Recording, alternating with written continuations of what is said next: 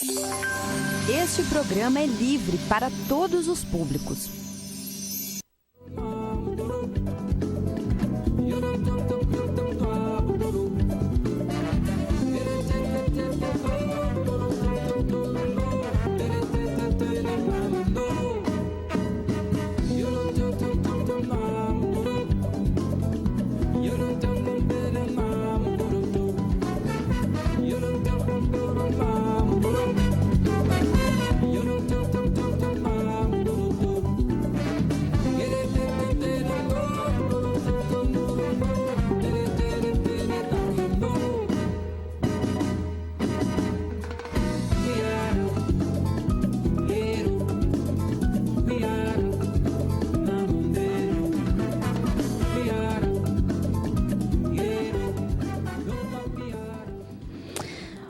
Horas 5 minutos, bom dia a todas e todos. Inicia mais um Paralelo 30 aqui na FURG FM, nesta sexta-feira, 6 de abril de 2018.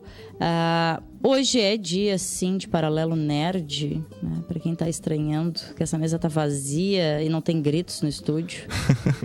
Que o Rafa gritou agora há pouco. Silêncio no estúdio. É difícil organizar essa gurizada. Silêncio. Ainda mais quando eles não estão na mesa aí sentados. Verdade. É difícil. Mas eu tô aliviada por ter... O Fernando se agacha agora. Eu tô aliviada por ter essa pauta hoje. Eu penso que é extremamente necessário, conversando com Maria de Lourdes, que é da coordenação da APTA-FURG, a que faz a coordenação da comunicação e está diretamente ligada a gente aqui com o Paralelo. Ela também faz, né? E a gente comentava justamente isso, né?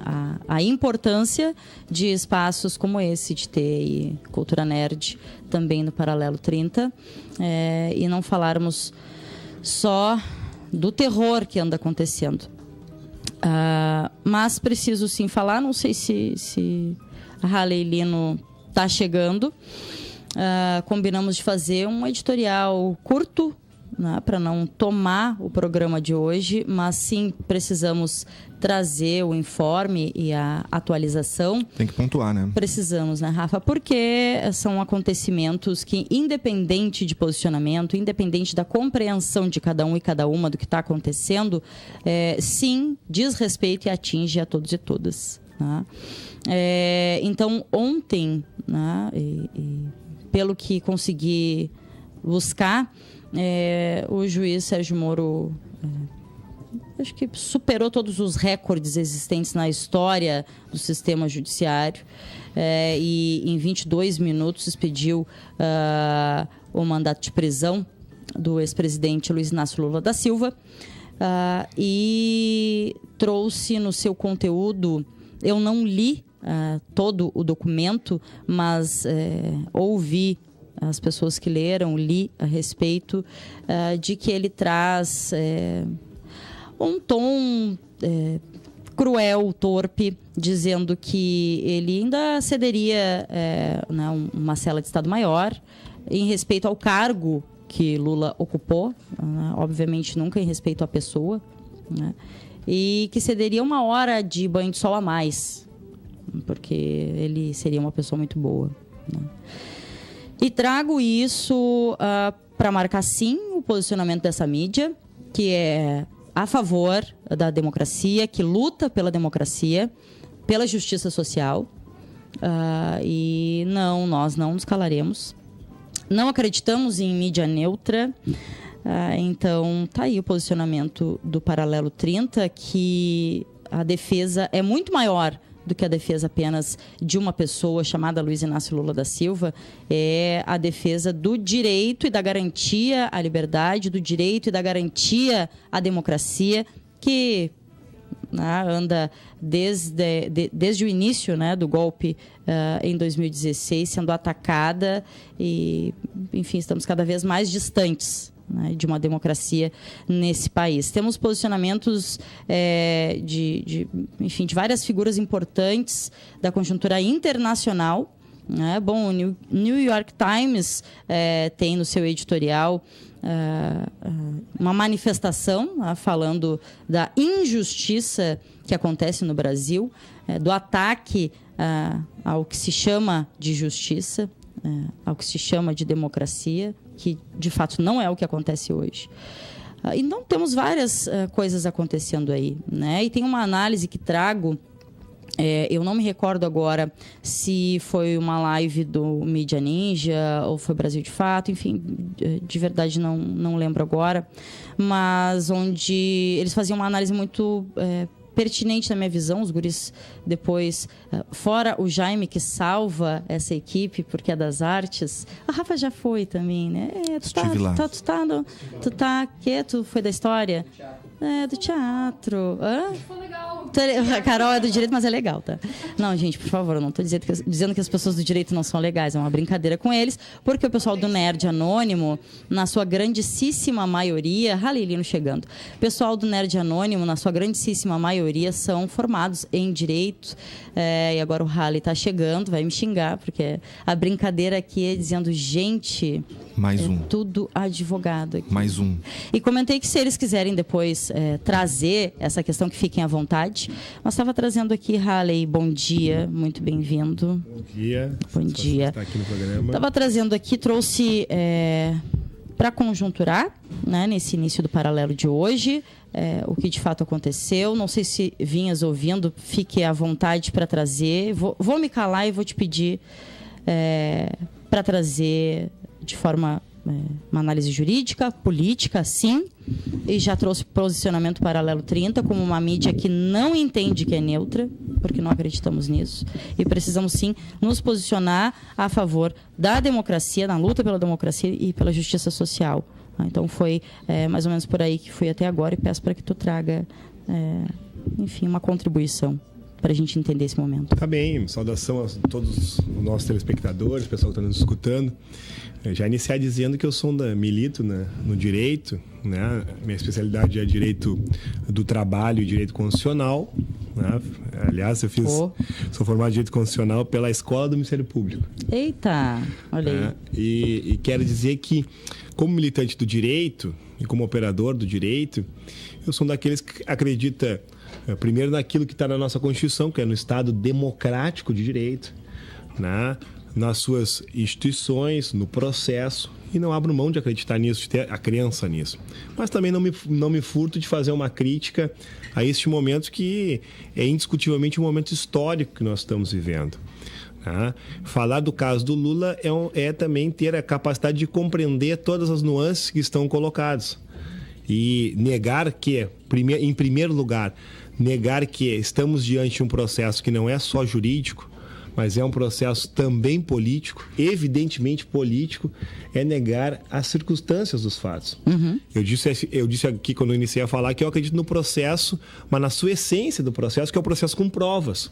E nós podemos ter absoluta certeza, mesmo tendo a dignidade de reconhecer que há uma sentença de primeira instância, a primeira instância foi lá em Curitiba, e há um acórdão na segunda instância, de que o conjunto de provas que tem dentro desse processo, em que pese possa ter lá milhares e milhares de folhas dentro do processo, não há uma prova que comprove aquilo que dizem aqueles que produzem a sentença. Qual seja, a propina, a lavagem de dinheiro, na minha compreensão, precisava ser consubstanciada com uma gravação, com um áudio, com a prova efetiva da materialidade. O que nós temos hoje dentro da condenação do Lula é, evidentemente, um processo desencadeado a partir de uma delação. Sim. E o que é uma delação? Que é a delação do Léo Pinheiro? É alguém que está preso e faz um acordo de prestar informações com um determinado objetivo. E aí não há nenhuma dúvida de que o Ministério Público tinha um objetivo: encarcerar Lula. Né? A grande contradição é a seguinte: o Ministério Público dizia que Lula era o chefe de uma quadrilha que roubou trilhões, e o Lula, como chefe, tem como acusação um triplex, que é, com certeza, um valor de imóvel bem menor que o total da tal dita operação. Mas vamos aos fatos propriamente dito. O que tem é uma delação e a sentença se alicerça dentro dessa delação, e o acordo também se alicerça dentro dessa delação. Dois fatos são importantes do ponto de vista do conjunto probatório. Número 1, a propriedade do imóvel. a um outro juiz federal que, em sede de um processo de execução, disse que o imóvel é de propriedade da OAS. Como é que funciona essa propina, onde o cidadão que é acusado de receber uma propina, aquilo que é dito como propina é de outro, é de uma outra empresa? Sim. Né? Então, se essa moda pegar, qualquer um poderá ser processado por bens que não são seus, que nunca receberam, que vão ser alegados que são recebidos de forma ilícita. Outro fato é a presença do presidente Lula no local. Tem diversas provas, se eu não me engano, 70 e poucos depoimentos ou declarações por escrito de pessoas que disseram que o Lula nunca foi lá no tal estabelecimento, pessoas que tinham relação com o tal do apartamento. Existe um depoimento de um cidadão que, por causalidade, foi candidato a vereador do PSDB, que disse que viu o Lula lá. Né? Então, assim, tem várias questões, mas essas são questões do processo em si que dá origem a isso. Sim. Tem um outro fato importante. Um processo que tem sentença em primeira instância no período aí pouco mais de um ano, primeira e segunda instância. Eu falei sobre isso. Isso é uma velocidade de um processo que não tem comparação com outras realidades. Mas vamos esquecer tudo que eu disse. Tudo que o Haller disse aqui é bobagem, é porque ele é ligado ao PT, e isso não tem fundamento. Eu quero focar na discussão do artigo 5º da Constituição, lá no seu inciso, onde diz que ninguém será culpado antes do trânsito em julgado. Isso significa o quê? A chamada presunção de inocência. Está escrito no texto constitucional que ninguém será culpado antes do trânsito em julgado.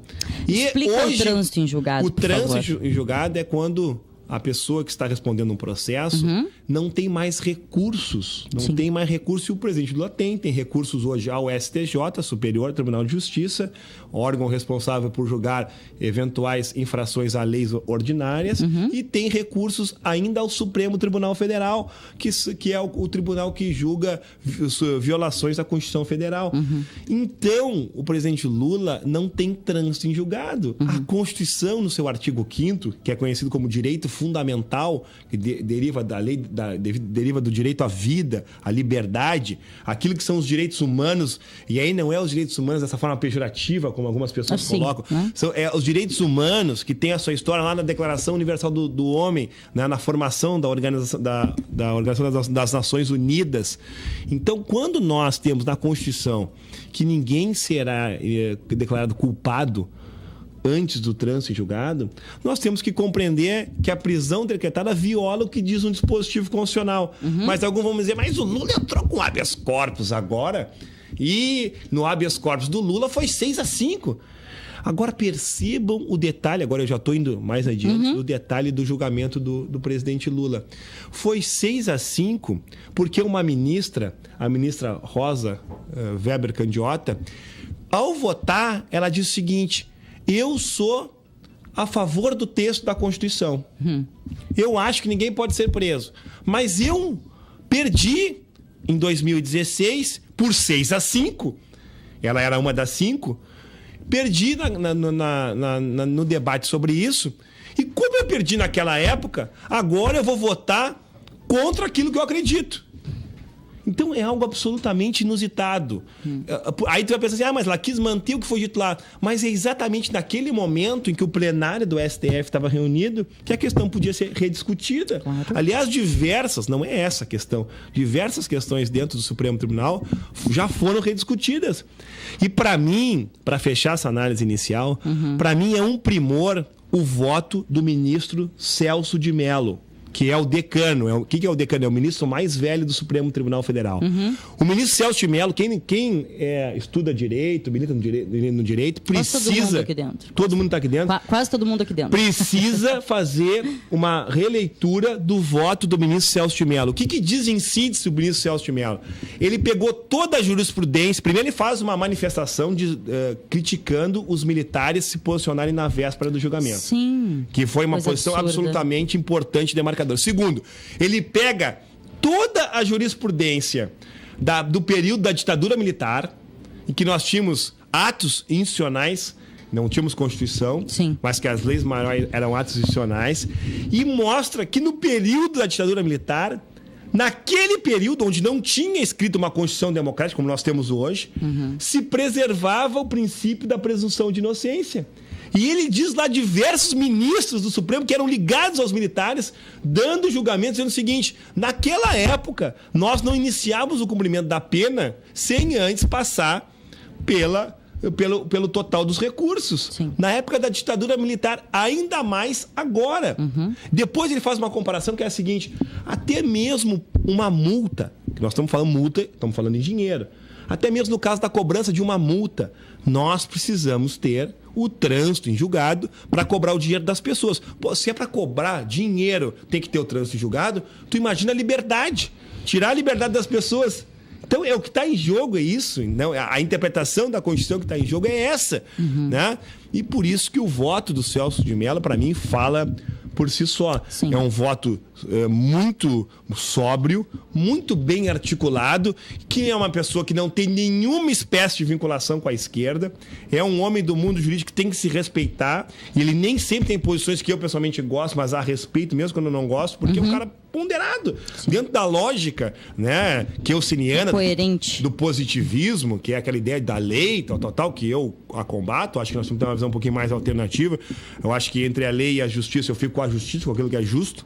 É uma visão um pouco diferente. Mas dentro dessa lógica, o voto do Celso de Mello é uma aula de direito. Uma aula de direito, uma aula do que é uma norma constitucional escrita no artigo 5º da Constituição, que é uma norma de direito fundamental. E aí tem uma grande mentira que se espalha, e o professor Auri Lopes explicou isso de forma muito clara. Ao julgar este habeas corpus, ou ao julgar que tem que se aplicar o artigo 5º, não significa que milhares de estupradores, assassinos em série vão para a rua. Porque o fato de tu preservar o princípio da presunção de inocência não significa que não possa prender antes do trânsito julgado. Aí as pessoas, mas agora o Rally ficou louco, ele disse uma coisa. Não, são coisas distintas. Sim. Uma coisa obviamente, é as previsões legais de prisão cautelar, né, de prisão temporária. Isso é possível fazer, desde que o cara seja um bandido contumaz, que se tenha a visão de que ele, se ficar na rua, vai matar de novo. Oferece risco. Mas oferece risco à sociedade. Qual é o risco que Lula oferece? Não, é isso que eu quero dizer. Solto. A lei prevê várias hipóteses de prisão. Então não significa que preservar o direito constitucional do contraditório, da ampla defesa, vai colocar marginais na rua. Isso tem que ser dito, porque nós estamos num espaço aqui que atinge muitas pessoas. Sim. Então, esta mentira precisa ser desconstituída. E agora tu coloca muito bem. Não há um fundamento objetivo que suporte ou que dê fundamento para uma prisão de uma pessoa que a única arma que tem é o gogó, é a voz, é a capacidade de se manifestar. E aí talvez, historiando e entendendo um pouco isso, nós vamos entender por que querem que ele fique preso. E aí vem aquilo que eu disse no início. A discussão lá tem necessariamente um conteúdo político, porque encarcerar Lula, deixar ele preso, significa que ele não andará mais pelo país, não falará mais com as pessoas e não falar aquilo que é um direito fundamental, que é a livre manifestação. Então começa a se entender isso. Por que um processo durou 1 ano, foi tão rápido, 1 ano e pouco, para uma decisão de primeira e segunda instância. Começa a se entender o ambiente que nós estamos vivendo, né? Um ambiente que lá atrás tirou uma presidente da República eleita por 54 milhões de votos, e hoje nós temos o presidente Lula, que sai da presidência com 80% de aprovação, uma decretação de prisão. Nós temos o Michel Temer, que é um cara corrupto, que tem prova, que tem gravação, sentado no Planalto, no posto maior desse país. E tu tem o Aécio Neves com 5 denúncias, o senador Aécio Neves com 5 denúncias, que casualmente a mesma ministra que deu o voto para negar a questão do Lula foi a que deu o voto para devolver o mandato ao seu Aécio e fazer com que ele volte para dentro do Senado. Alguns vão dizer, mas isso é uma matéria que não tem, são outras... Não, tudo bem, mas eu tenho o direito de fazer essa análise. Assim. Eu tenho esse direito de dizer, por exemplo, que trancafiar Lula está também dentro de uma disputa eleitoral. Né? Certo, Todos nós sabemos que o Lula, conversando com as pessoas, dialogando com ele vai naturalmente atrapalhar os planos daqueles que dominaram e estão dominando o poder pela via indireta do voto. Também é importante deixar registrado que nós tivemos 4 eleições diretas nesse país. Sim. E o Partido dos Trabalhadores ganhou pelo voto do povo brasileiro 4 vezes. E as pessoas começam a fazer cálculo. Pô, tia, nós não ganhamos no voto. Nós temos que terminar com o líder deles. Nós temos que terminar com o partido que vence as eleições. Então, são elementos aqui que eu estou colocando que são jurídicos, são do direito positivo, são de análise do direito constitucional, mas são do mundo da política. Sim. Não há como negar não tem como essa não ser, questão. Né, Rally? Halley, para a gente ir se encaminhando para o final, e anunciei que no início hoje é o paralelo nerd, né? E o paralelo para manter, né? E cada vez mais reforçando a necessidade da pluralidade de pautas aqui nesse espaço. A gente mantém sim, a galera tá toda ali para ocupar o espaço na sequência. O que eu queria que tu trouxesse? O que acontece agora, né? Não que tu tenhas uma bola de cristal, mas dentro do que a gente está observando das movimentações, o que acontece agora? Porque seria para o presidente Lula se apresentar dentro das ordens do juiz Sérgio Moro, que já comentei um pouco aqui do que ele trouxe, dos absurdos que ele trouxe naquele mandato de prisão. Seria para se apresentar até às 5 da tarde de hoje. O que está parecendo que vai acontecer? Bom, primeiro tem uma questão, por óbvio, central para desenrolar os acontecimentos, que é o fato de que qual é a vontade do Lula, do ser humano Luiz Inácio Lula da Silva. E certamente ele terá que se posicionar. Ele terá que dizer, por exemplo, se quer se entregar ou se irá resistir à ordem determinada. Essa é uma questão central para desenrolar os fatos daqui para diante, né? Por quê? Vamos lá, se ele for se entregar, certamente ele terá um ato nesse sentido, e ele se deslocará até Curitiba, e a organização em torno disso será uma. Se a decisão dele for não se entregar, nós teremos, por certo, uma resistência. Já está acontecendo de milhares de pessoas se posicionarem em São Bernardo do Campo, na sede do Sindicato dos Metalúrgicos. Aliás, ele está lá. É importante que a gente tenha claro, ele está lá porque aquilo resgata a história dele, do final dos anos 70 como líder sindical, do início dos anos 80 na formação do Partido dos Trabalhadores. Ele está, então, lá onde é a origem dele, e lá estão milhares e milhares de pessoas que estão chegando em todo o país. Então, nós vamos ter que observar, ou ele vai tomar essa decisão, ou ele vai tomar uma decisão de resistência e os atos vão se desencadear a partir daí. Do ponto de vista jurídico, a informação que nos chega que já foi impetrado a partir, porque o novo ato, que é o ato da determinação da prisão dele, a partir deste ato, né, materializado, foi impetrado um habeas corpus no Superior Tribunal de Justiça, que não se tem ainda a decisão, que caso seja negado esse habeas corpus, cabe então aí um procedimento ao Supremo Tribunal Federal. Seria um novo habeas corpus, né? E a partir daí também há a discussão que o Marco Aurélio Mello já ontem à noite pronunciou, que seria de retomar essa discussão em controle concentrado. É importante explicar o que é o controle concentrado. O controle concentrado é quando se interpreta a aplicação da Constituição, aí com vinculação para todos. Né? Quando se discutiu o habeas corpus do Lula, agora na última quarta-feira, se discutiu o habeas corpus do ponto de vista específico do caso do Lula na aplicação da Constituição. Quando se fala em ação direta de inconstitucionalidade ou constitucionalidade, vai se discutir para aplicação do sistema. E aí o Marco Aurélio tem essa relatoria dessa ação direta de inconstitucionalidade que pode vir a julgamento na próxima quarta-feira. E se aí a dita maioria de 6-5 e a Rosa Weber, né, manter a sua palavra de que na discussão coletiva ela vai reafirmar a sua posição, não se sabe, porque na individual ela fez o que fez. Ela disse que era contra, mas ficava a favor, porque na outra que ela foi contra, ela era minoria, agora ela era a favor. Foi exatamente o que ela disse. Mas se ela, ao fim e ao cabo, manifestar aquilo que é a vontade e a posição dela, que é de que não tem prisão antes do trânsito julgado, aí não há mais como se manter a decisão do mencionado juiz Sérgio Moro. Então, todos esses são os dobramentos que nós estamos repercutindo até agora. Isso na próxima quarta, dia 11, né? Na próxima quarta, dia 11, mas antes disso, tem esse habeas corpus que foi feito em relação à questão da prisão agora decretada. Então, de hoje até o dia 11 tem a questão do habeas corpus. Não tem uma definição ainda se ele vai ser aceito. Ou seja, Lula pode, de fato, ser preso hoje. O Lula pode, hoje a partir das 17 horas, ele, de fato, se nada novo acontecer, ele pode ser preso. Tá bem. São 11h29. Vou agradecendo o Halley. Não sei se tu quer colocar mais alguma coisa para pontuar. Acho que quero apenas me colocar à disposição do programa, né? E aproveitar o espaço para dizer que hoje, às 17 horas, no Largo Doutor Pio, está se organizando uma manifestação em relação aos fatos que estão acontecendo no país, a necessidade de defender a democracia, né, e a necessidade de se manifestar num momento como esse, né? E aí chamado pelos partidos de esquerda, pelos sindicatos, pela Frente Brasil Popular, e aqueles que entenderem que tem que estar hoje no Doutor Pio, eu estendo esse convite a partir desse espaço que se tem aqui. Perfeito, Harley. Agradecendo sempre a tua disponibilidade. Vou chamar um intervalo, eu vou para lá, o Rafa vem para cá, nerds ocupam a mesa e fazem a festa aqui, tá bem? Muito obrigada. Vamos para o intervalinho.